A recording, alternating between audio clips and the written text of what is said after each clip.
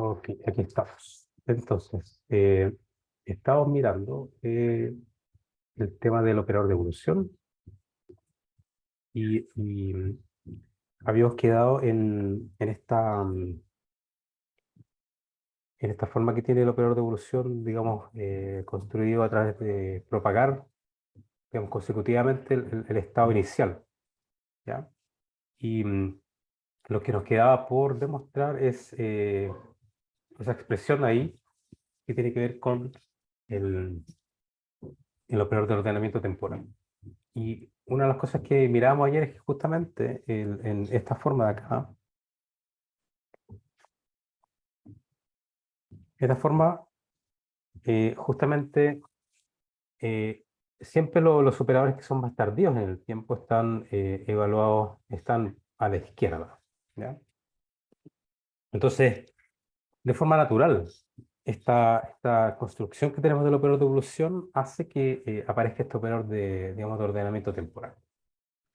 Eh, entonces, o sea, en general, vamos a continuar aquí. Podemos introducir este operador de ordenamiento cronológico.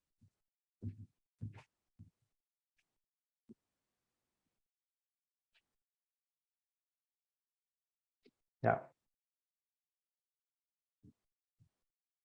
chronological ordering operator.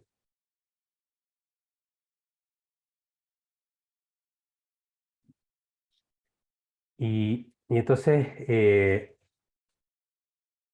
lo que vamos a hacer es lo siguiente. Este operador de ordenamiento temporal, ¿ya? Que lo tomamos con T, este operador va a actuar sobre, digamos, va a ordenar, digamos, los hamiltonianos que van a ir apareciendo. Esto es la forma general, ¿ah? ¿Ya? Supongamos que yo tengo un hamiltoniano que está evaluado en T sub m, tengo un hamiltoniano evaluado en T sub m menos 1,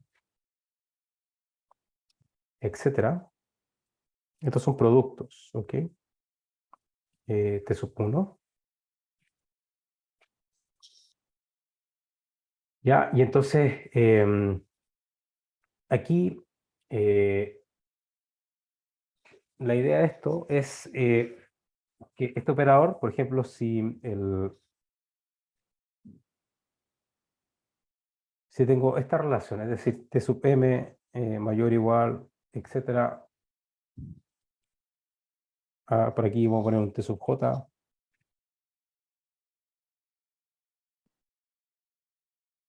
mayor o igual, perdón, menor o igual T sub 1, ¿ya?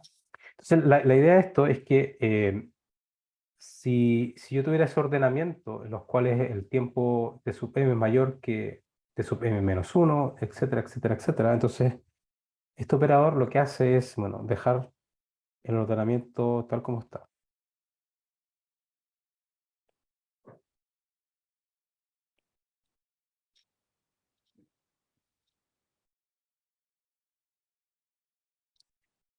Y entonces, pero esto hay que tener ojo, porque aquí lo que tenemos que tener en cuenta es que tenemos que considerar todas las permutaciones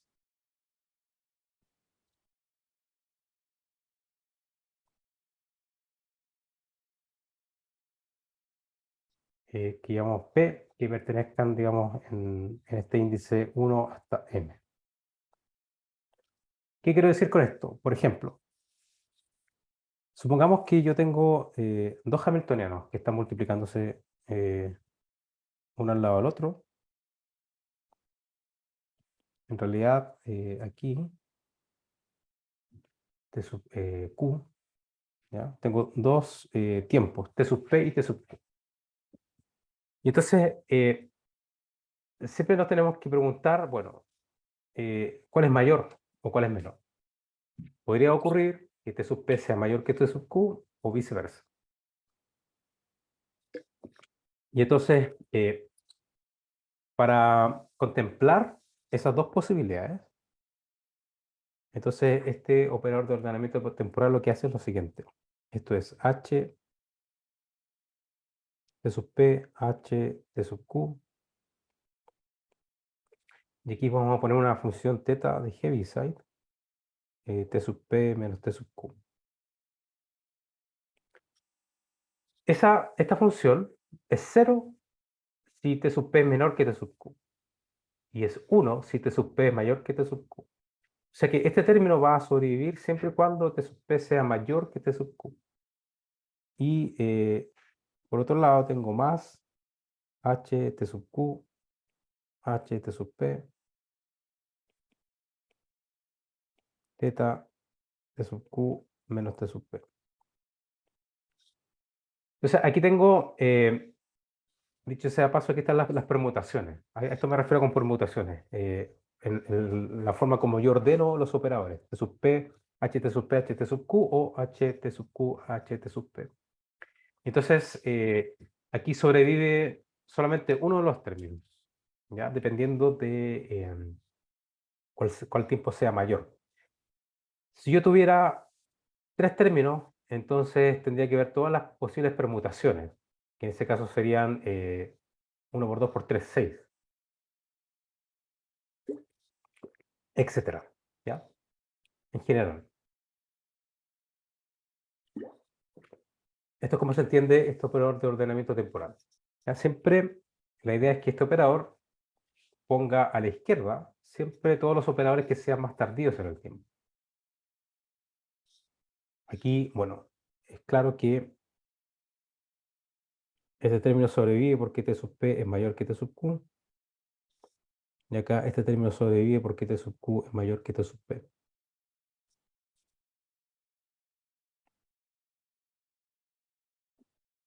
Bueno, en nuestro caso, nuestra función de onda psi evaluada en t sub j, los operadores ya están ordenados de esta forma, este ordenamiento cronológico, como tenemos en cuestión. Entonces, eh, aquí directamente podemos introducir, o sea, si yo introduzco este operador, fíjense, eh,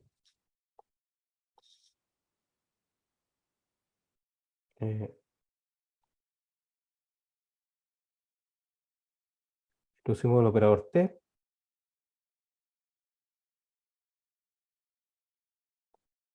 de tal forma que esta función, si t sub j, ahora lo voy a escribir directamente de esta forma. T, ¿ya? Por la exponencial e a la menos i h en t sub j menos 1,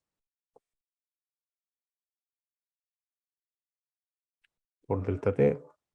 Recordemos que aquí hay que dividir por h barra, etcétera. El h barra lo voy a poner igual a 1, ¿ya? Etcétera, hasta e a la menos i h evaluado en t sub 0.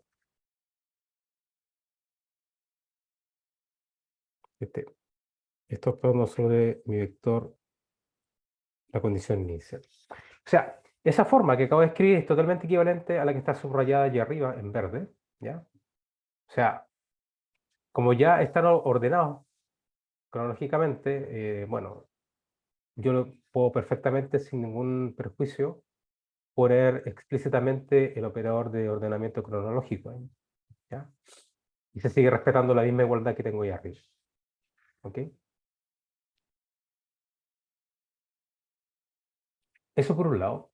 Y entonces, si se fijan acá, aquí hay productos exponenciales del Hamiltoniano.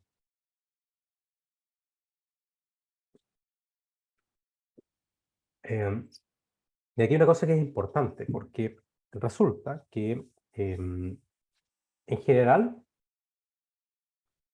eh,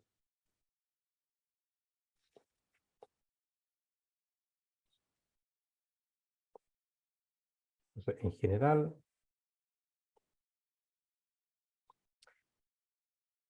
si yo me calcula el conmutador, por ejemplo, de un cierto Hamiltoniano evaluado ante sub p, y el conmutador, con el otro Hamiltoniano, con el mismo Hamiltoniano, por ejemplo, evaluado ante sub q, esto en general es diferente de cero para todo p y q. O sea, lo más general es tener que ese conmutador sea diferente de cero. ¿ya? El ejemplo, que bueno, se los mencioné ayer, pero no lo hicimos explícitamente. Vamos a tomar este ejemplo que teníamos por acá arriba, ¿dónde está? Em, este de aquí, ¿ya? Supongamos que mi hamiltoniano es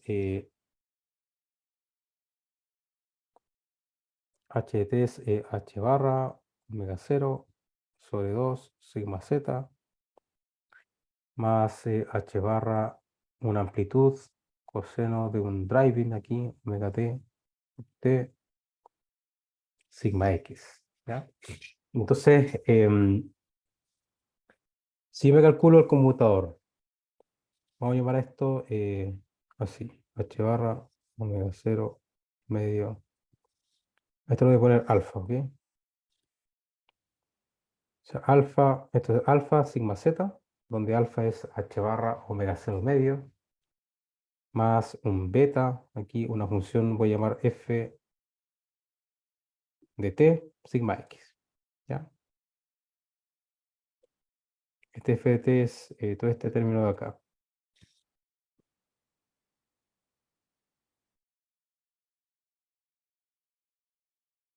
Coseno omega d por t. ¿Ya? Entonces tengo una función que depende del tiempo. ¿Ya? Y entonces voy a calcular el conmutador de esa forma compacta. Entonces el conmutador h de sub p, h t sub q. Entonces, ¿qué es lo que tengo acá? Tengo alfa, sigma z, más f evaluado en t sub p, sigma x, em, con alfa, sigma z, más f t sub q, sigma x. Y entonces aquí los conmutadores que sobreviven van a ser, fíjense, tengo alfa, f, esto es una función de q, entonces tengo un conmutador de sigma z con sigma x, y el otro término que sobrevive es alfa, más alfa, f, t sub p, conmutador de sigma x con sigma z, ¿cierto? Y entonces, ¿esto qué es? Sigma z con sigma x, esto es y sigma y, ¿no?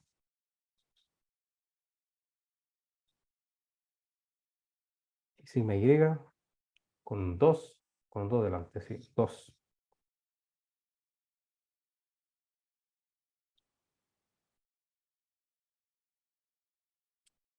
Y este de acá es menos 2i sigma y. Entonces, ¿qué es lo que tengo acá? Lo que veo es que este conmutador es algo que tiene que ver con f en t sub q menos f en t sub p. Aparece de forma explícita esa diferencia de función. Entonces, si los tiempos son diferentes, eh, ese computador en general va a ser diferente. ¿Ya? Esa es la situación más general que puede ocurrir bueno, en este caso ocurre.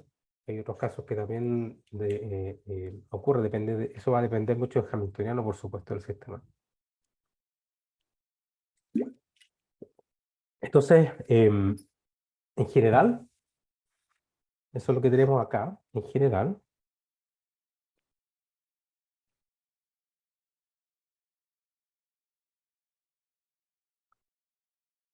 este computador, el computador de H T sub P con H T sub Q,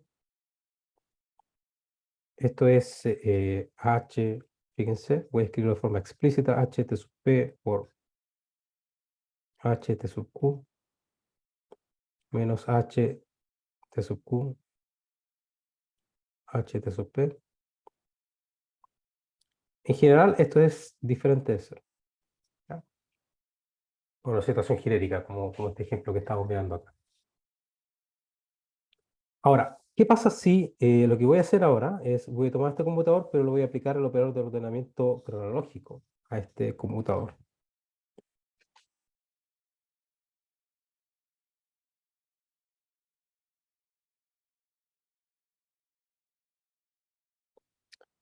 Y entonces esto significa aplique el operador de ordenamiento cronológico al producto que tengo acá. O sea, h t sub p, h t sub q, em, menos h t sub q, h t sub p.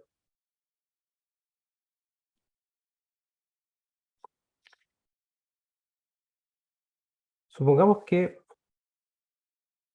p es mayor que t sub q.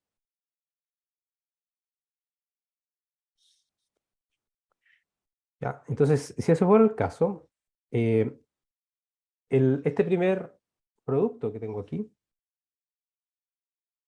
ya está ordenado cronológicamente porque t sub p es mayor que t sub q.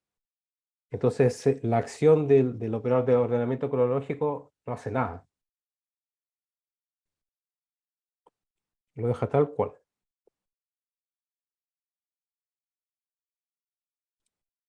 Pero en el segundo término está ordenado de tal forma que el t sub p está a la derecha de t sub q. Pero entonces t sub p es mayor que t sub q. Por lo tanto, este operador de ordenamiento cronológico lo que va a hacer es menos, lo va a ordenar de esta forma.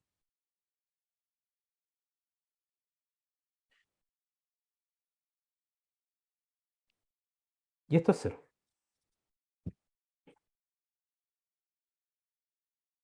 ¿Qué quiere decir esto? Que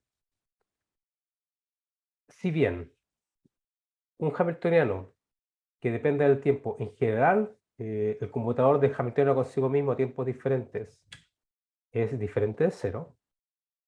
Sin embargo, bajo la acción del operador de ordenamiento cronológico, eh, los conmutadores son iguales a cero. O sea, bajo la acción, siempre y cuando yo tenga la acción de este operador de ordenamiento cronológico, entonces el conmutador va a ser cero. O sea, los hamiltonianos, el hamiltoniano conmuta consigo mismo a tiempos diferentes bajo la acción del operador de ordenamiento cronológico. ¿Ya? Ahora, ¿qué saben ustedes de mecánica cuántica cuando yo les digo en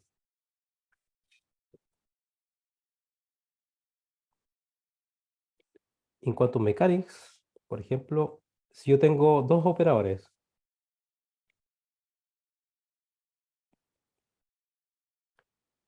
cuyo conmutador es diferente de cero, entonces lo que ustedes habrán aprendido es que si yo calculo la exponencial, siempre voy a usar la exponencial de la suma de los operadores, esto es diferente al producto de las exponenciales, ¿no? Esto no es cierto.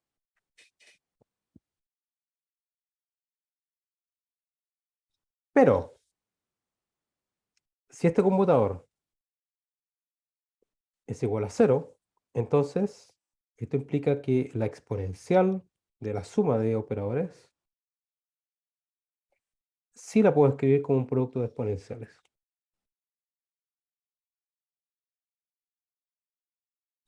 ¿Ya? Bueno, resulta que en la expresión que tenemos por aquí de, de mi función de onda en instante t, ¿cierto? Que es lo que tengo acá. Yo tengo productos de exponenciales asociados a hamiltonianos. ¿Ya? Que en general, los hamiltonianos, ya sabemos, los hamiltonianos dependientes del tiempo, el conmutador digamos, del hamiltoniano consigo mismo, digamos, el conmutador es diferente de cero. Pero acabamos de demostrar que bajo la acción del operador de ordenamiento temporal, entonces el conmutador es cero. Por lo tanto, si yo tengo forma explícita allí el operador de ordenamiento cronológico en esa evolución, entonces ese producto de exponenciales lo puedo escribir así. Esto lo puedo asegurar por esta condición que acabamos de demostrar acá. O sea, que esto conmuta bajo la acción del operador de ordenamiento cronológico. Entonces, fíjense, déjenme hacer el intervalo de nuevo. Voy a cambiar un poquito la notación. Lo que tenía ayer, tengo este sub 0 y al tiempo final le voy a poner t sub n. ¿Ya? Entonces aquí tengo t sub 1, t sub 2, etcétera, hasta t sub n menos 1. Aquí este intervalo de tiempo es delta t, x espaciado, delta t, etcétera. ¿Ya? Y entonces voy a introducir aquí un valor, el t sub j, ¿ya? Este sub 0 más j dt.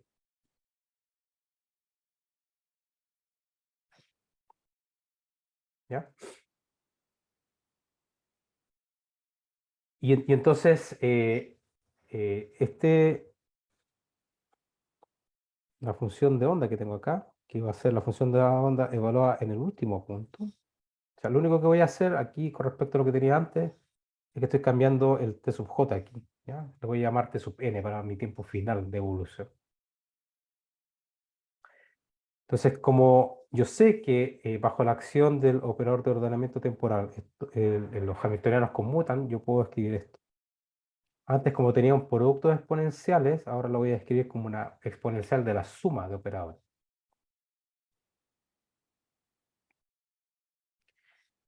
E a la menos I sobre H barra, ¿ya? La sumatoria de un índice J de igual 0 hasta n menos 1, ¿ya? De t, delta t por h en t sub j. Lo voy a escribir de esa forma. Y esto actuando sobre mi condición inicial.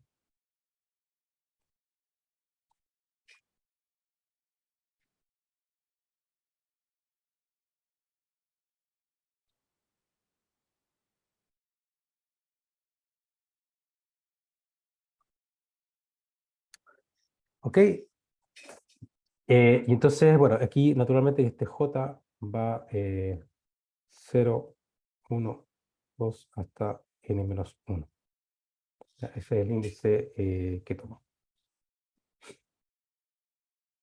Acordémonos que, bueno, porque el índice de sub j va hasta, j va hasta n menos 1, porque en este intervalo el hamiltoniano está evaluado en t sub n menos 1. ¿Ya? Aquí es donde se mantiene constante en ese intervalo, justamente con el tiempo anterior, para hacer esa correspondencia. ¿Ya? Y entonces el intervalo de tiempo, delta t, lo puedo definir como t sub n menos t sub 0, ¿cierto? Dividido por el número total de subintervalos.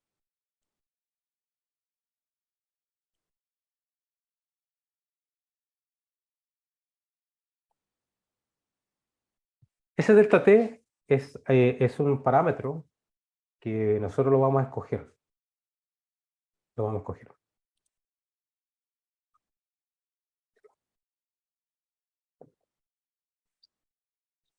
Entonces, claro, en la implementación numérica lo que tenemos que hacer es, ahora, naturalmente, lo que quiero es una evolución continua en el tiempo. ¿Ya? Entonces, lo que tengo que ver acá es que, fíjense que si este n va a infinito, o bueno, obviamente no voy a poner infinito en el código, voy a poner un número muy grande, ¿ya? Esto implica inmediatamente que delta t tiene que ir a cero, ¿no? Va a ir a cero. O sea, y entonces el h, el hamiltoniano, h t sub j, aproximadamente va a ser h de t. O sea, paso de una descripción discreta a una descripción continua, y entonces el estado psi de sub n lo voy a aproximar por el estado psi de t. ¿Ya? O sea, esto va a ser el límite al continuo esencialmente. Ahora, eh, déjenme terminar esta parte. O sea, si yo tomo esta expresión que tengo acá arriba, esta expresión que tengo aquí, y lo voy a tomar el límite cuando n va a infinito, ¿ya? Entonces, psi de t, yo sé que en el límite cuando n va a infinito, psi t sub n lo puedo aproximar por la función de onda con un tiempo continuo. Esto va a ser igual al límite cuando es equivalente a tomar el límite cuando delta t va a ser esto.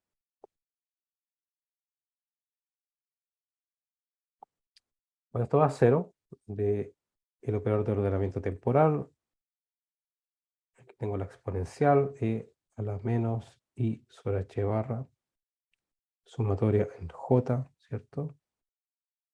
0 hasta n menos 1 de t, h t sub j.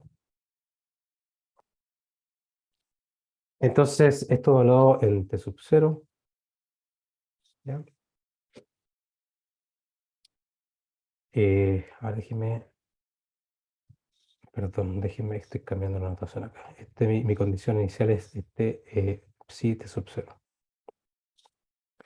Bueno, si tomo ese límite, aquí arriba tengo una suma de Riemann esencialmente, y eso se transforma en una integral. Y entonces aquí demostramos que esto es el operador de ordenamiento temporal actuando sobre la exponencial de menos i sobre h barra, la integral entre 0, t sub 0 y t, ¿ya? De t' o de s, una variable integración s, h de s. Y esto actuando sobre mi condición inicial. ¿Ok?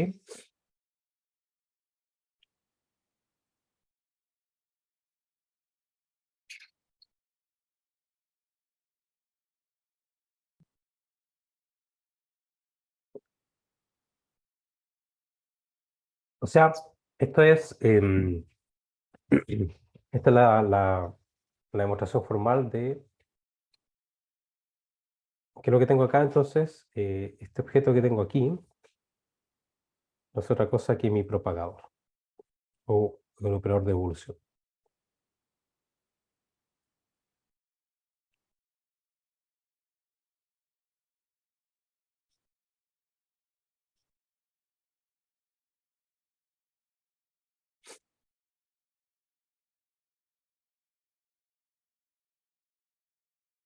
¿Ok? Entonces ahí está de forma explícita el operador T, que es el operador de ordenamiento cronológico. ¿Ya? Ahora, ayer les mencioné que, bueno, no sé si tienen alguna pregunta de lo que miramos ahora en esta demostración.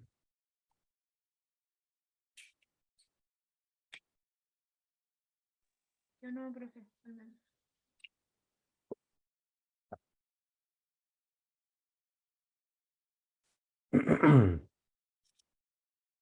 Ok.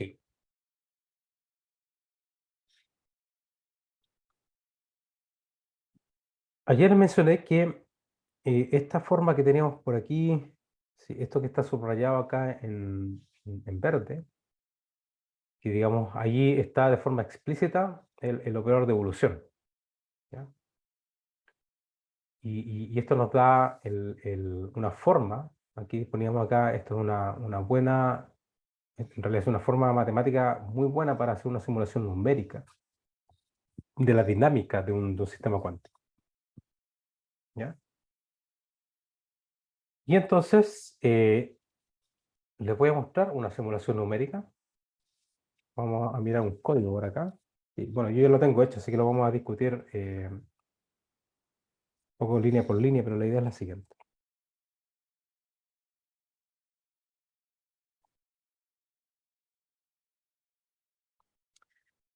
Vamos a considerar un sistema de dos niveles.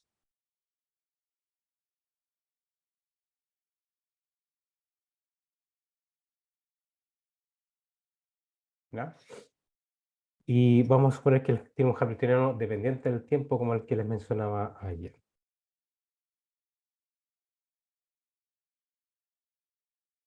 ¿Ya? El hamiltoniano is time dependent.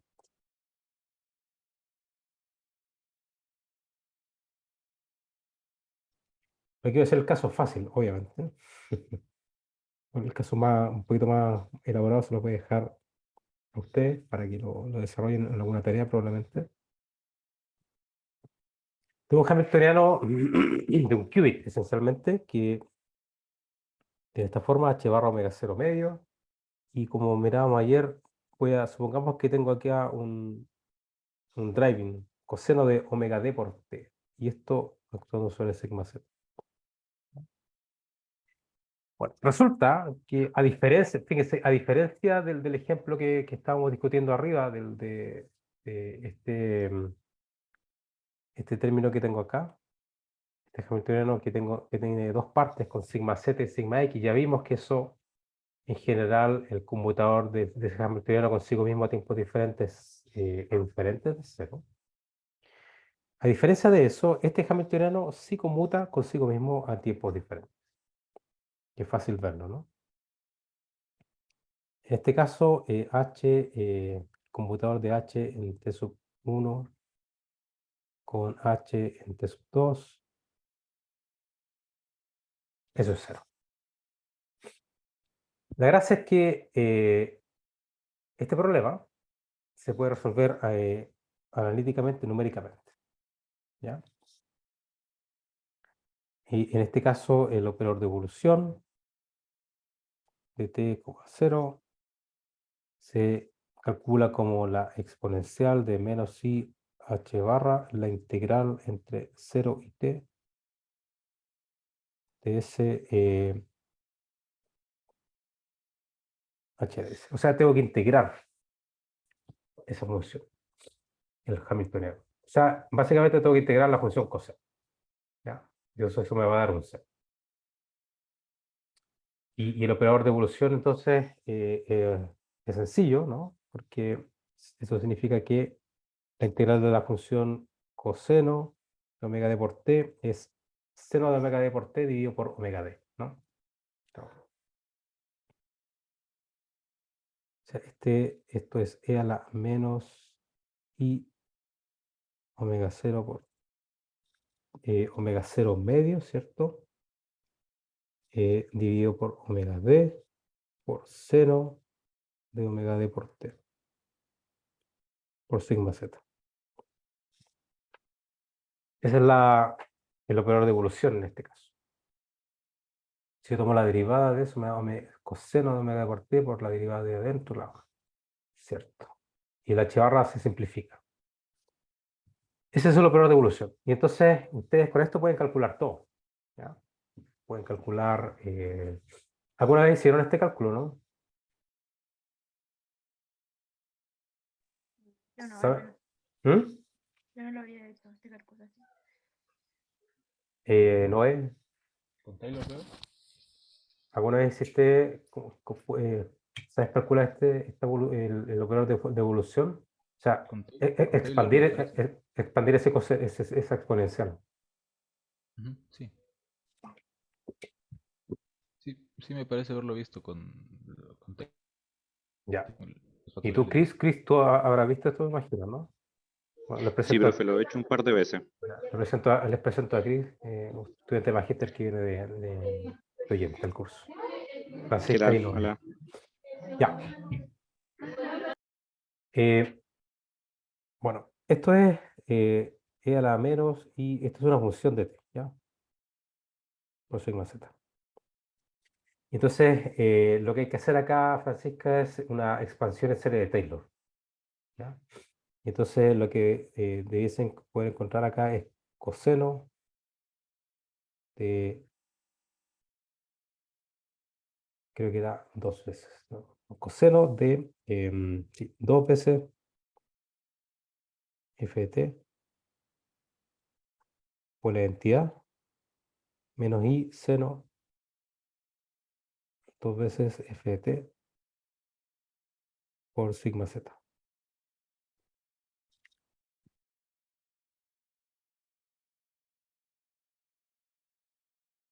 Debería poder demostrarse eso, ¿ah?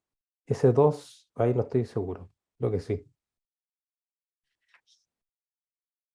La pregunta es,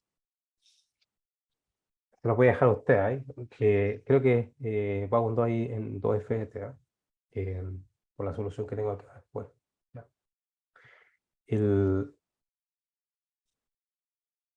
¿Esto cómo se demuestra? Haciendo una expansión en serie de Taylor. O sea, el primer término de esto es e a la menos i. El primer término es la identidad. Después tengo menos i f de t sigma z. Después tengo más 1 sobre 2 factorial. Este término al cuadrado menos i f de t cuadrado, sz al cuadrado, que es la identidad. Entonces, este término lo puedo juntar con este de aquí. Después voy a tener otro término que más 1/3, 1 sobre 3 factorial, menos i f de t, el cubo, sigma z al cubo, que sería sigma z. Entonces, este término lo puedo juntar con este. Entonces, la idea es, todos los términos que van con la identidad, tengo que reconocer que hay un coseno ahí, una función coseno, y el otro es una función seno.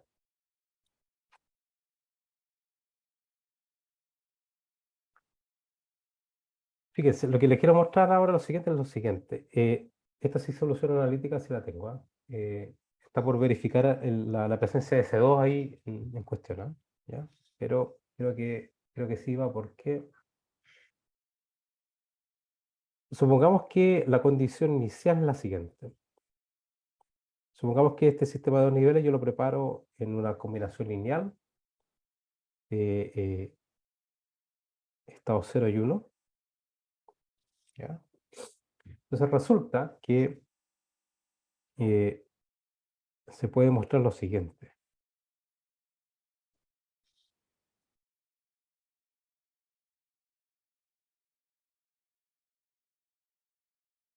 Fíjense, el valor esperado de la matriz de Pauli sigma x en tiempo es coseno de alfa seno de omega d por t.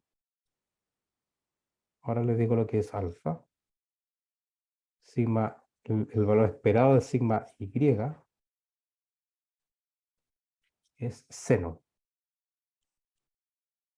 de alfa por seno de omega d por t.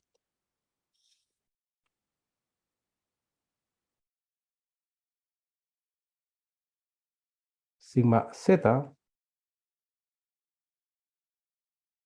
es 0 y alfa es la razón entre justamente lo que tengo acá, omega 0 sobre omega d. Se fijan que aparece solamente la razón omega 0 sobre omega d, y aquí en esta exponencial aparece esta razón, pero dividido por 2. Entonces, seguramente esto se cancela con este 2 de acá que debería aparecer. Esto me sugiere que ese 2 sí está, pero verifíquenlo por favor en detalle. ¿Ya? Ahora, fíjense que es esperable que la componente z, sigma z, sea 0, porque el hamiltoniano conmuta con sigma z. Obviamente, ¿no? Porque el hamiltoniano depende explícitamente de sigma z. Entonces, el valor esperado de sigma z en el estado inicial, ¿ya? Si ustedes se calculan cuál es el valor esperado,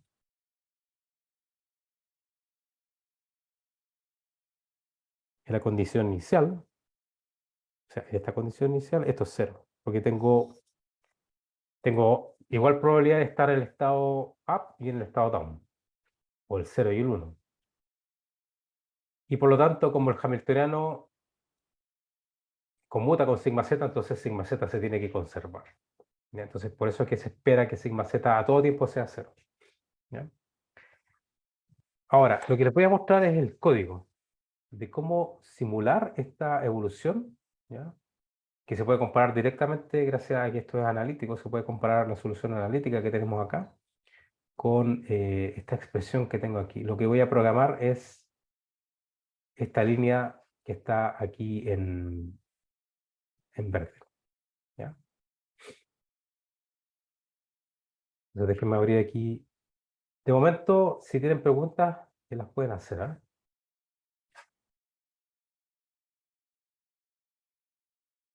Profe, Sí. a mí me gustaría como conceptualizar un poco qué clase de sistema estaríamos observando con este hamiltoniano.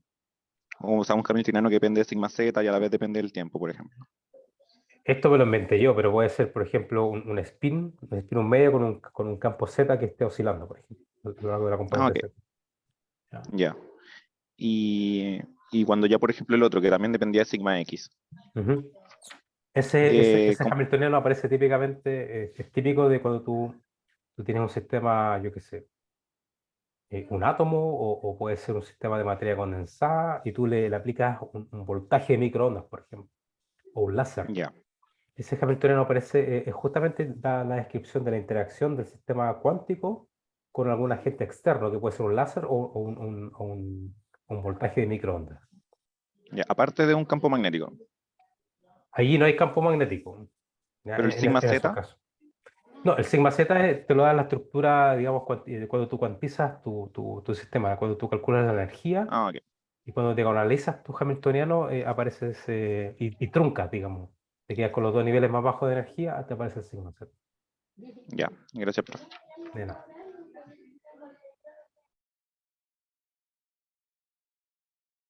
Claro, aquí todavía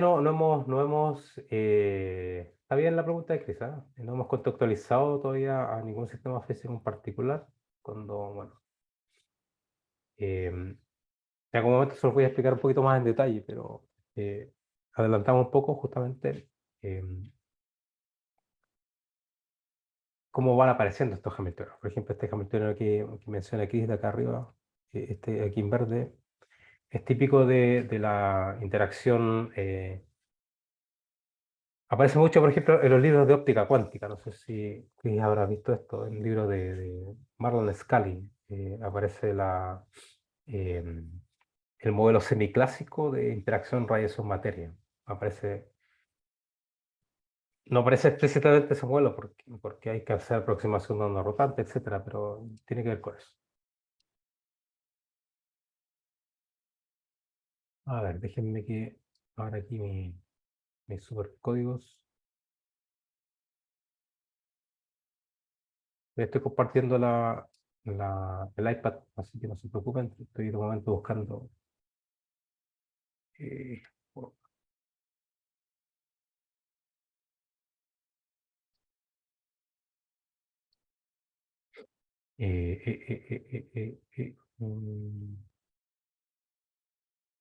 Lectures, scripts, Python, literary. A ver, con esto. Oh,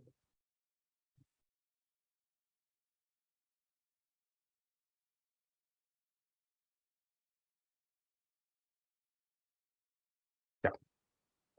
Déjenme compartirle ahora el.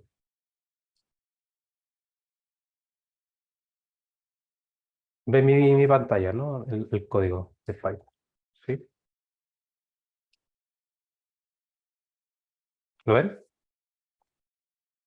Sí, sí, se ve. Sí, profe. Ya. Bueno, aquí justamente vamos a simular ese sistema inventado, ya solamente, digamos, para contextualizar. Bueno, en Python, no sé si han trabajado con Python. Creo que no es así. Yo un poco solamente. Ya, así Sí, que un igual. poco. Ya. Entonces, bueno, no lo voy a explicar acá. Bueno, esto es lo típico que ustedes tienen que llamar NumPy, SciPy, bla, bla, bla, bla, etcétera, Matplotlib. Entonces, lo que me voy a concentrar específicamente es cómo definir los operadores. Fíjense, en Python lo que pueden hacer ustedes, por ejemplo, aquí esto es IP, esto es la identidad. Hay dos, eso les va a entregar una matriz de identidad, una matriz de 2×2, por supuesto, ¿ya? Aquí voy a definir los parámetros. En este caso voy a hacer parámetros arbitrarios, ¿ya? Omega 0 igual a 1, omega d igual a 1. Esto lo puedo modificar. Hay una cosa que me olvidé de mencionar, pero eso lo voy a mencionar acá mientras hacemos el código. Aquí voy a definir las matrices de Pauli, fíjense. Las voy a poner acá. Entonces aquí tengo SX en un NumPy array, SX con entrada 0, 1, 1, 0, SI 0 menos I 0. ¿Ya? Esto es un poquito más engorroso que MATLAB. MATLAB es mucho más sencillo de definir la matriz, ¿no? Pero, bueno, al final del día es equivalente, ¿ya? Entonces, estas matrices las defino como NumPy array, como un arreglo de NumPy. Ahí está, esa ley. Ojo que esta clase está grabada, de hecho no les envío a la otra clase. Cuando termine, les voy a enviar el link a las otras dos clases que hemos grabado, ¿ya? Para que Chris se ponga un poco al día y para que ustedes miren de nuevo este código, lo pueden reproducir en sus casas, ¿ya?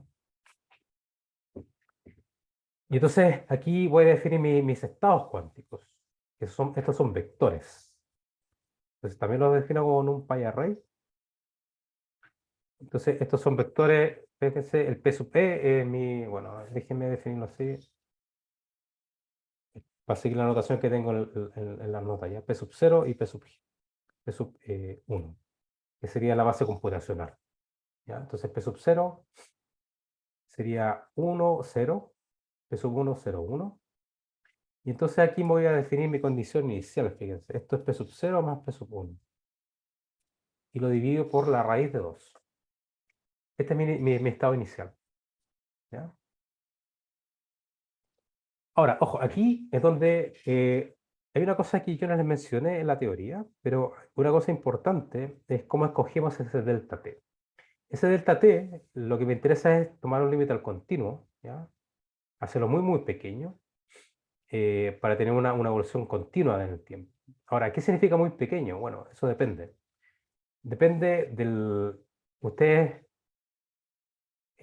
con la experiencia van a ir, digamos, resolviendo problemas, van a ir captando cuál es la idea de cómo escoger ese delta t. Pero en general, lo que ustedes tienen que ser capaces de reconocer es cuál es la escala de tiempo relevante para que tu sistema experimente una evolución, ¿ya? Por ejemplo, en este caso, tendremos que ver cuál es la escala relevante de tiempo para, por ejemplo, para pasar desde el estado 0 al estado 1, por ejemplo, ¿ya?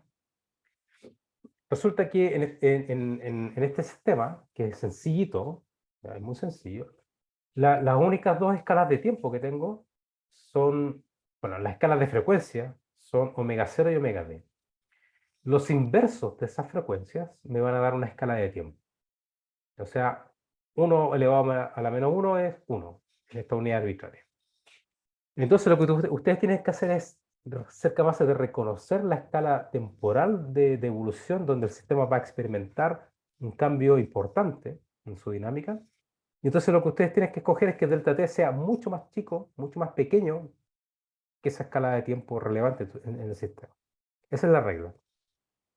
Y tiene que ir ajustándola.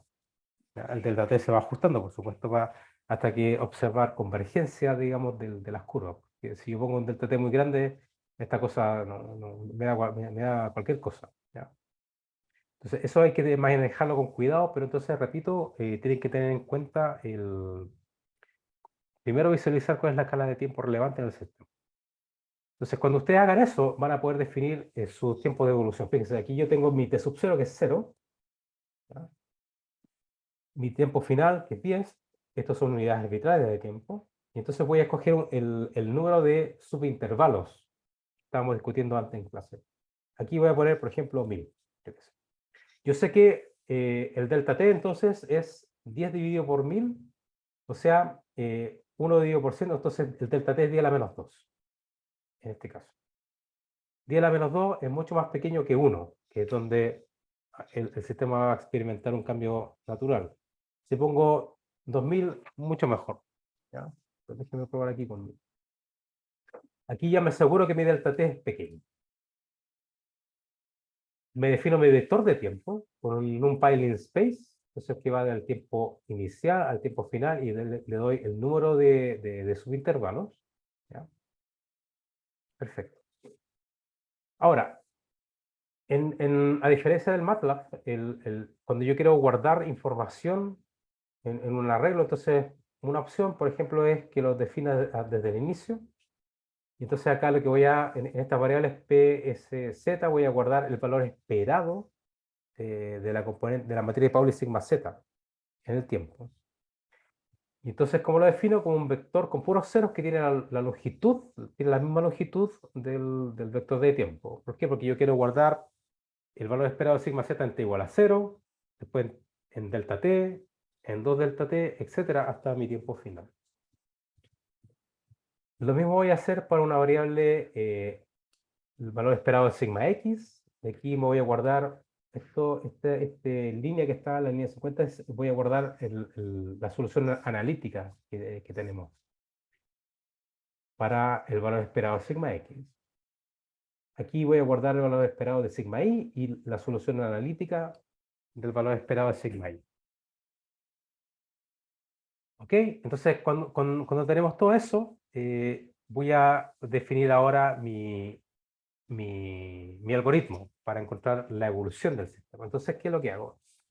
Genero un for loop, una variable x que recorre todo el rango del vector de tiempo. ¿Ya? Y entonces, como yo sé que mi Hamiltoniano está cambiando en el tiempo, tengo que definir este Hamiltoniano dentro del loop. Entonces aquí voy a definir el Hamiltoniano. Fíjense, tengo un medio de omega 0 por el coseno de omega d por el tiempo, pero el tiempo evaluado en el índice característico, por sigma z. Aquí está mi Hamiltoniano. Entonces, cuando yo entre en este loop, voy a evaluar el Hamiltoniano en t igual a 0, el primer valor. ¿Ya? Como tengo el Hamiltoniano, entonces puedo calcular el operador de evolución en un paso de tiempo, delta t. Entonces, ¿cómo hago esto? Llamo a SciPy Linear Algebra EPS-M. Esta es la forma, digamos, de llamar a la exponencial matricial en Python. Entonces, ¿qué es lo que hago? Calculo el operador, el propagador. ¿Ya? Entonces, esto me va a permitir propagar en el primer instante de tiempo, delta t. Tomo la condición inicial, voy a propagar mi estado cuántico hasta el paso delta t. ¿Ya? Y entonces, como ya tengo el propagador, ¿qué es lo que hago? Bueno, calculo el estado en el instante delta t, que va a ser el propagador por la condición inicial que tengo acá arriba. ¿Ya? Entonces, con este vector de tiempo, ¿qué es lo que hago? Calculo. Fíjense, aquí voy a calcular el valor esperado. Esto es el BRA, psi t conjugate transpose, por sigma x por el ket. Aquí tengo el sándwich.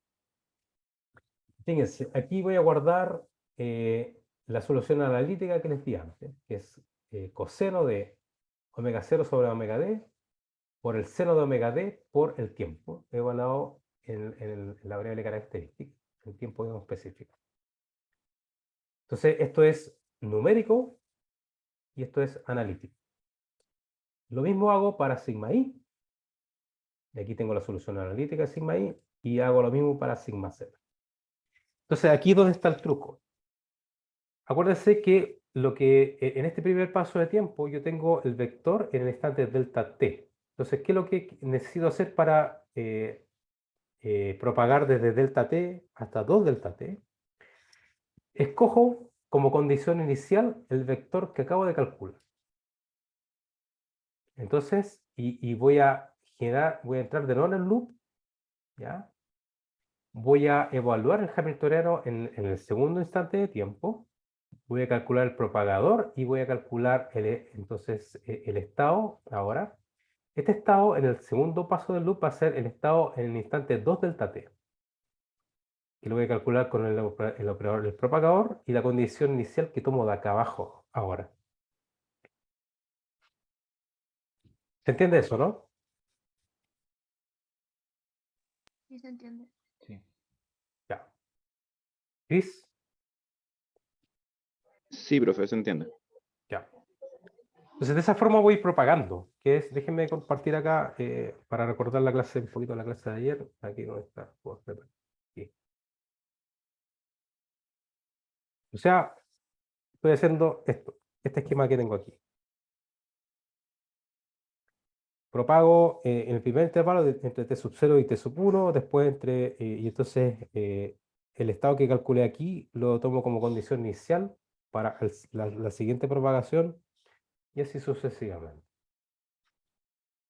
Entonces lo que estoy haciendo es, estoy programando lo que está ahí en la línea verde, subrayado en línea verde. Eso es lo que estoy aquí propagando numéricamente.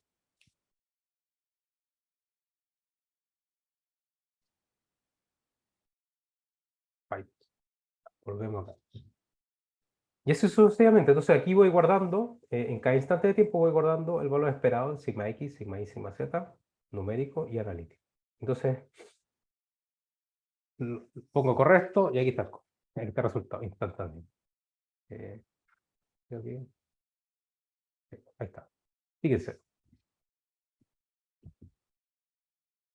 El estado inicial es una combinación lineal de 0 más 1, 1 sobre raíz de 2. Y entonces ese estado 0 más 1 es un autoestado sigma x. Por lo tanto, este igual a 0, el promedio de sigma x es 1. El promedio de sigma y es 0, porque la combinación lineal de 0 más 1 no es un autoestado sigma y inicialmente. Entonces esto comienza en 0. Y se fijan, entonces las líneas continuas, esta línea continua azul es la solución numérica. La línea en dash, naranjo, aquí es la solución numérica del promedio sigma i. Y esto es, perdón, esto es dash, y esto dash es el promedio sigma z numérico. Se fijan que el sigma z es 0 en todo instante de tiempo, porque es esperable, ¿no? Porque inicialmente el estado cuántico que yo tengo no tiene componente en sigma z, que además el hamiltoniano conmuta con sigma z, por lo tanto sigma z está conservado. Se conserva en todo instante de tiempo igual a 0. Y entonces, fíjense, aquí tengo estos markers, es la solución analítica que estábamos viendo recién, para sigma x y sigma y. Se fijan que calza a la perfección esto. Bueno, aquí está el plot, aquí está el código. En realidad este código se los voy a enviar, ¿ah? Se los voy a enviar para que le den un vistazo. ¿Ya? Pero aquí se ve, esta es la forma, digamos, este algoritmo que tengo acá me vale tanto para si el hamiltoniano es dependiente del tiempo o independiente del tiempo.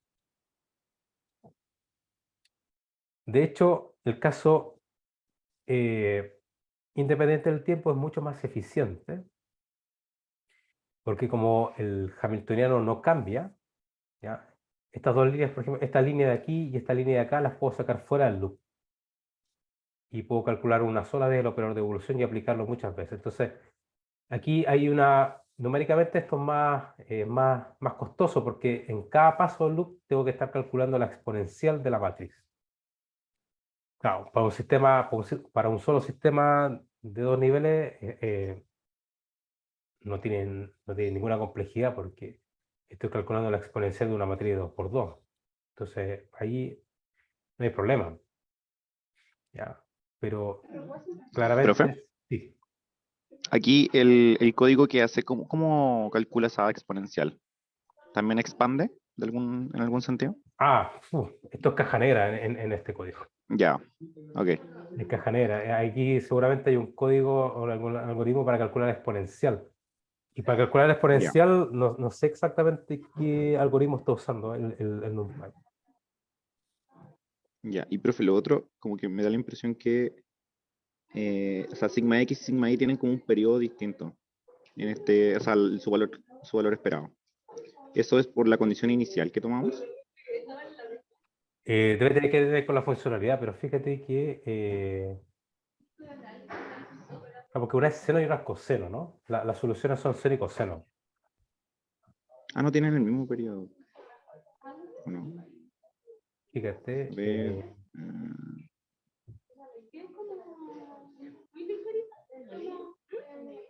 yo sé que estoy no. compartiendo. Sí, la, claro, lo que pasa es que es una función, no es una función tan sencilla como coseno y seno, son coseno de un seno y seno de un seno. Ah, claro. Entonces Sí, eso es verdad. habría que ver cuál es la periodicidad. Yo creo que se puede determinar, ¿ah? Pero habría que Sí, hacerlo con detalle. No, pero claro, evidentemente no es claro, como no había coseno y seno, no fijado es como que. coseno y seno tan sencillo, sí. Claro, me había quedado con que eran trigonométricas, ¿no? Pero claro, es más complejo que eso. Sí, es más complejo que eso. Muy interesante, ¿ah? Se puede. Eventualmente yo creo que o sea, el hamiltoniano es periódico. Hamiltoniano es periódico, entonces eventualmente se podría determinar la periodicidad de cada caso ahí. Bueno, esto es un caso, ¿ah? Ustedes pueden manipular aquí, yo qué sé, omega d dos veces y esta curva va a ir cambiando, ¿no? Dependiendo de cuál sea la frecuencia del driving, etcétera, en comparación Claro. con la frecuencia del omega cero. Aquí un caso, fíjense, el caso, supongan que la frecuencia del driving es 10 veces mayor que la frecuencia natural del sistema de dos niveles. Esto es como hacerle un zoom check tan rápido que fíjense lo que pasa. No pasa nada. O sea, cuando la frecuencia del driving es tan alta, el sistema no se entera. ¿Ustedes alguna vez han visto, esto es como parecido a lo que ocurre cuando a ustedes le hacen escuchar un sonido que es demasiado agudo, que los receptores no son capaces de detectar la señal? ¿Y qué es lo que pasa? Bueno, no escucho nada. Ujú. Algo como ese estilo, digamos, analogía. Aquí el sistema no le pasa nada. Entonces, ahí, Claro. y depende, digamos, depende mucho de esto. Este problema es inventado, ¿ah? Yo nunca lo he analizado en detalle, no sé si estará por ahí publicado con cosas con más detalle, pero digamos se podría eventualmente estudiar un poquito más, ¿ya? De momento, Ya, este código es solamente para mostrarle, digamos, cómo funciona el algoritmo de cálculo de evolución unitaria. Eso, ¿ya? No sé si tiene alguna otra pregunta, Yo no, al menos. Está súper claro.